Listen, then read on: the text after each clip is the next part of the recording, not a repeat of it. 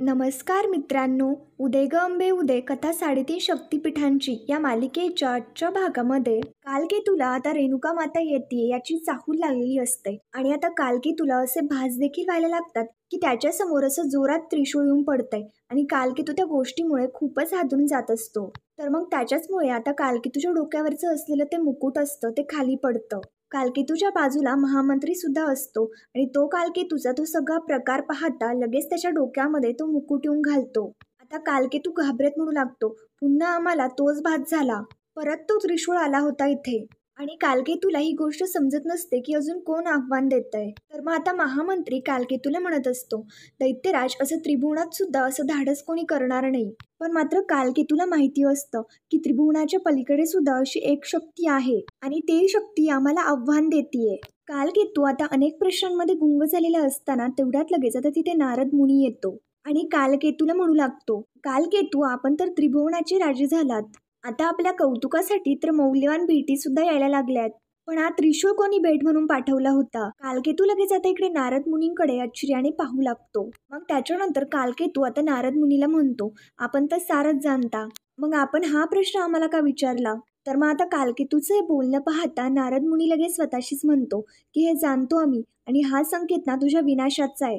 तुझ्या विनाशाला कारणीभूत ठरणारी शक्ती रेणूराजाच्या घरी अवतरणार आहे आणि तिनेच तुला सावध केलंय. त्यानंतर आता इकडे दुसरीकडे रेणूराजाने कन्यामेष्ट पूजा ठेवलेली असते आणि त्याच पूजेचा आता प्रारंभ होतो. तर मग आता रेणूराजा आणि भागवती दोघेही पूजेसाठी बसणार असतात. इकडे दुसरीकडे नारद मुनी कालकेतूला म्हणत असतो, भगवंताची लीला ना अपरंपार आहे. कालकेतू लगेच चिडतो आणि मोठ्याने ओरडतो. तर आता याच्यावरती नारद मुनी म्हणतो, असं आम्ही आधी म्हणायचो, पण आता आम्हाला असं म्हणावं लागेल की आपली लीला आणि आपलं सामर्थ्य याचं गुणगान गायल्याशिवाय दुसरा पर्याय नाही. लगेच आता महामंत्री सुद्धा नारद मुनीवरती ओरडत म्हणतो, त्रिभुवनात लोकांच्या मुखावरती सुद्धा फक्त दैत्यराजांचंच नाव हवं. नारद मुनी सुद्धा म्हणत असतात की असायलाच पाहिजे आणि ते आहेच. सगळेच तर आपल्या नावाने ओरडतात, हेच तर आपलं यश आहे ना. लोकांनी तडफडायला हवं, लोकांनी त्रासायला हवं आणि तुम्हाला घाबरून राहायला हवं, तरच आपलं सामर्थ्य दिसेल ना. आता नारद मुनी कालकेतूच्या बाजूने बोलत असतो. नारद मुनी कालकेतूला आता भरवून देत म्हणत असतो, आम्हाला असं वाटतंय की लोक वेडे असतात. त्यांना असं वाटतंय की अंधाराचं पोट फाडून सूर्य उगवणार आहे आणि हाच तर एक सृष्टीचा नियम बनलाय. तसंच त्यांना आपल्या अत्याचारातून वाचवण्यासाठी कोणतीतरी आदिशक्ती अवतार घेणार आणि असं लोकांना वाटतं. आता नारद मुनी कालकेतूला सांगत असतो, पण मात्र असं घडू देखील शकतं. तर मग आता कालकेतू चिडतो आणि लगेच नारद मुनीला विचारत असतो की असं भाकीत कोणी केलंय?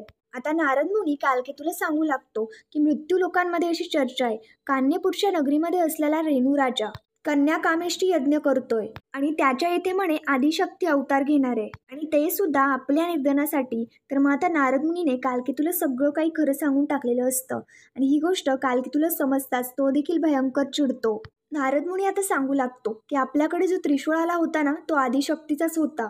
पण मात्र आता कालकेतू हे सगळं हलक्यात घेत असतो आणि हसत म्हणतो, इवलीशी पोर आहे ती आणि ती आपलं काय बिघडवणार आहे. पण मात्र नारद मुनी म्हणू लागतो, आमचं सुद्धा तेच म्हणणं आहे, पण मात्र लोकांचं असं म्हणणं आहे की ती जरी इवलीशी पोर असली ना तरी सुद्धा ती आदिशक्ती आहे आणि ती काय एकटी नसेल. साक्षात श्री महादेवांनी आदिशक्तीला वचन दिलंय, प्रत्येक अवतारामध्ये ते आदिशक्तीच्या बरोबर असतील.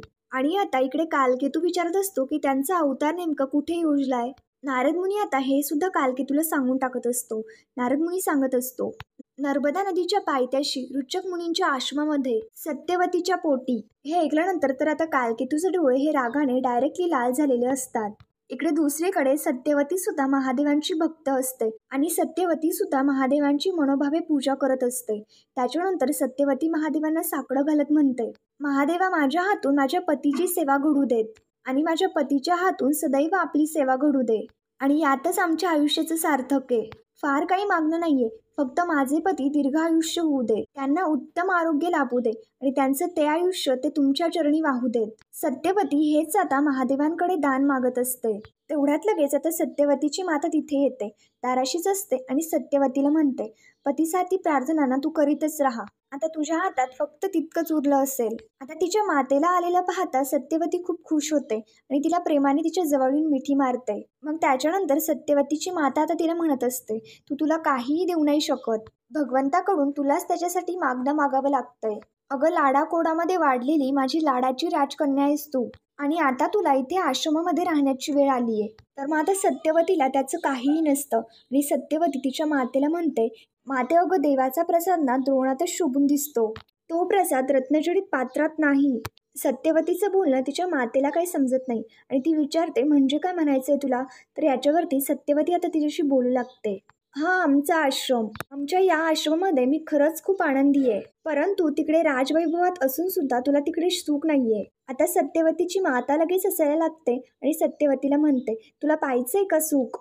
आता सत्यवतीच्या माताने तिच्या दासींबरोबर काही दागिने आणलेले असतात आणि लगेच सत्यवतीची माता त्याच्यावरचं झाकण काढते आणि तिला सांगू लागते, हेच तर आहे ना खरं सुख आणि हेच सुख मी तुझ्यासाठी थाळे भरभरून आणलंय. सत्यवती आता तिच्या मातेला म्हणू लागते, अगं माझ्या पतीचा सन्मान ना अशा राजवैभवाने नाही तोलता येणार. त्यामुळे याचा स्वीकार करणं मला शक्य होणार नाही. सत्यवती आता तिच्या मातेला समजावून सांगत असते आणि तिला म्हणत असते, अगं मी खरंच इथे खूप सुखात आहे आणि सगळ्यात महत्वाचं म्हणजे मी समाधानी आहे. तर तिची माता तिला म्हणू लागते, दिसतंय ना मला तुझं सुख. अगं सत्यवती, एखादा शास्त्र धर्मातला राजा जरी मिळाला असता ना तरी त्याने तुझ्या पित्याचं राज्य सांभाळलं असतं. अगं तुझ्या या पतीमध्ये नेमकं आहे तरी काय? सत्यवती लगेच आता तिच्या आईला म्हणते, इतकी वर्ष अनुभव घेऊन सुद्धा तुला ती गोष्ट नाहीच कळली ना?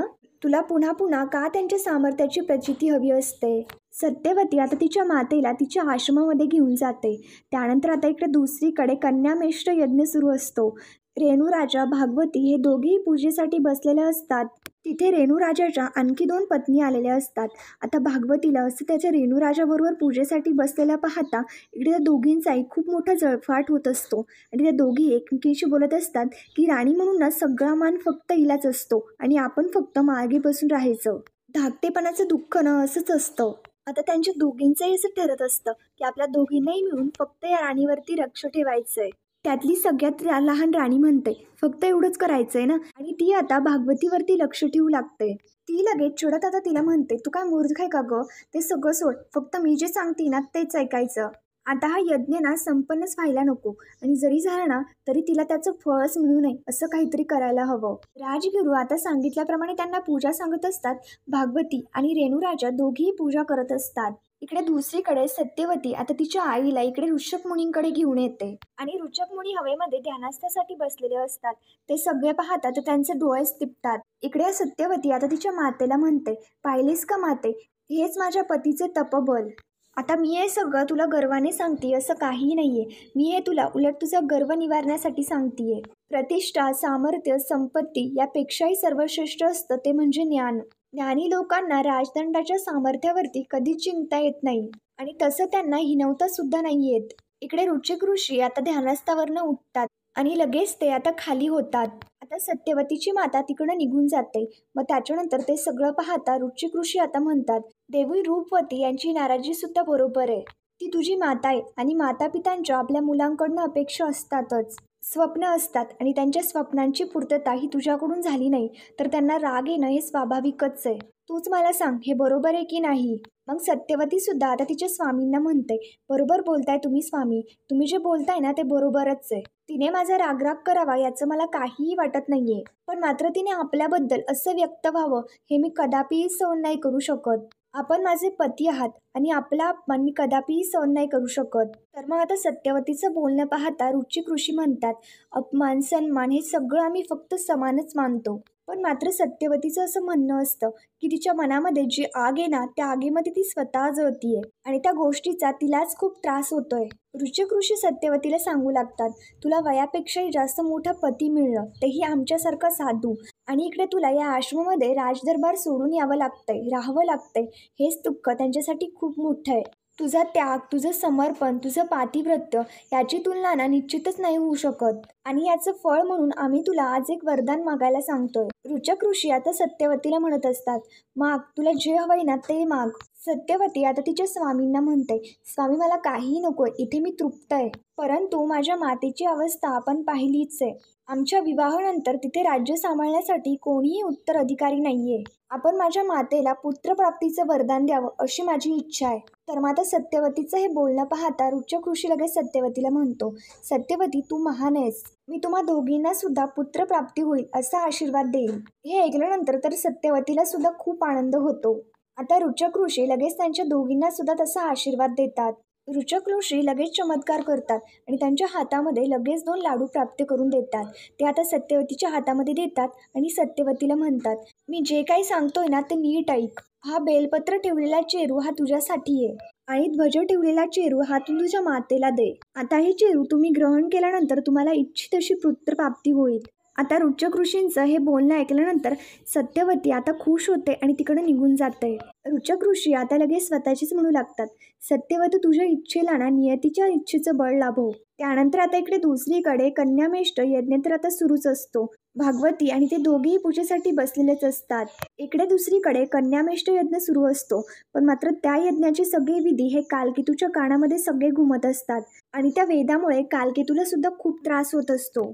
कालकेतू आता स्वतःचे कान दाबत मोठ्याने ओरडत म्हणत असतो, "बंद करा हा यज्ञ." इकडे महादेवांना सुद्धा ते सगळं जाणवत असतं. कालकेतूचं म्हणणं असतं, "हा आवाज आमच्या कानी नकोय, हे बंद करा." कालकेतू आता त्या आवाजामुळे खूपच वैतागून गेलेला असतो.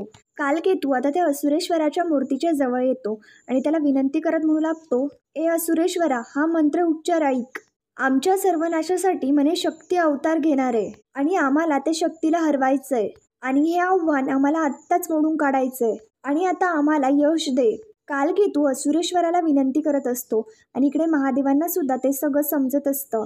तर मित्रांनो, पुढील भागामध्ये आपण पाहणार आहोत, आता कालकेतूने त्याच्या असुरी शक्तीवरनं एक दैत्य निर्माण केलेला असतो आणि तिला आता त्याने इकडे हा कन्यामेष्ट यज्ञ नष्ट करण्यासाठी पाठवलेलं असतं आणि ती आता तो यज्ञ मोडून टाकण्यासाठी प्रयत्न देखील करत असते. त्यानंतर इकडे दुसरीकडे सत्यवती तिच्या आईकडे तो प्रसाद घेऊन आलेली असते. एका लाडवावरती ध्वज ठेवलेला असतो आणि एका लाडवावरती बेलपत्र ठेवलेलं असतं. ते सगळं रूपवती पाहते आणि रूपवतीचं म्हणणं असं असतं की माझा पुत्र हा दुर्बल नको. त्याच्यामुळे तो ध्वज आणि बेलपत्र यांच्या दोघांची ती अदलाबदल करते. इकडे सत्यवती तो लाडू पाषाण करते आणि त्याच्यामुळे तिला त्रास होऊ लागतो. तर मित्रांनो, पुढील भागांच्या डेली अपडेटसाठी आमच्या शिव मराठी या चॅनलला लगेच सबस्क्राईब करा. थँक्यू.